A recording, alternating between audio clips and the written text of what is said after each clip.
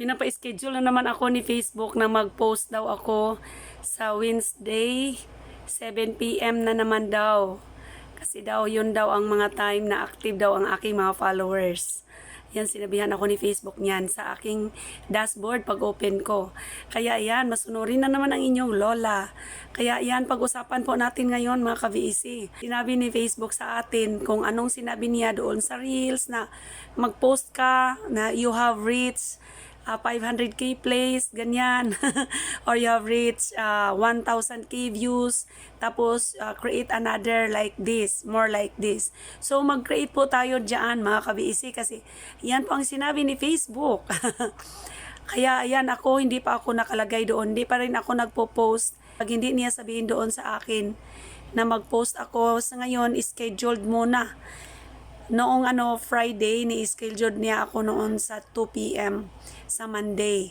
Ngayong araw na naman ito, ipina-schedule niya ako sa Wednesday ng 7 PM. So, ang sabi po doon sa isa kong account, sabi doon, nasa sa dashboard ko rin na, it's better to post 6 times a week. So, ibig sabihin doon, once a day lang.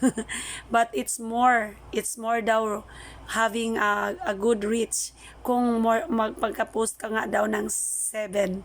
So, ayan lang mga ka-VEC. I-try lang natin, no, na sundin si Facebook. Pero kasi ako noon, ang ginawa ko kasi, kaya siguro ako pinatigil ng mag-post ni Facebook kasi marami akong maipopost sa isang araw.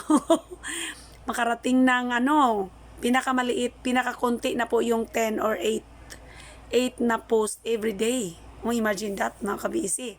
Pero hindi po ako nagkaroon po talaga ng million views. Magpahinga ka muna kaya siguro. Pero wala naman problema doon sa nagpahinga ako na hindi niya ako pinapapost.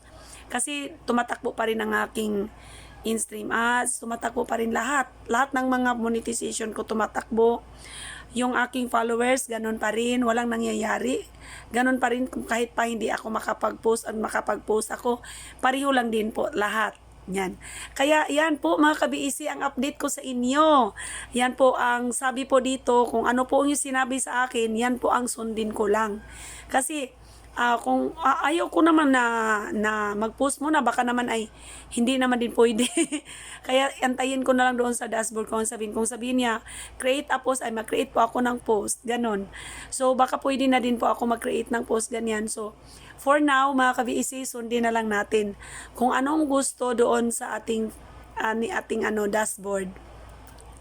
So, ayan lang po mga ka-VEC. Maraming salamat sa inyong pag-antay sa akin na ako'y makapost at maraming salamat din po sa inyong pagkilik sa Sonia Lagat at ito naman din po sa paghintay niyo kay Sister Sonia VEC at talagang ni-utilize po ni Facebook ang aking mga post noon pa.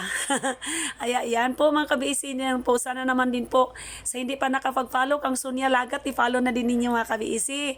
Ayan po ang admin ng aking page dito, yung si Sister Sonia VEC. Sana naman mag-subscribe kayo at don't forget to share my video mga ka-VEC. Maraming salamat po. Love lang tayo ka-VEC.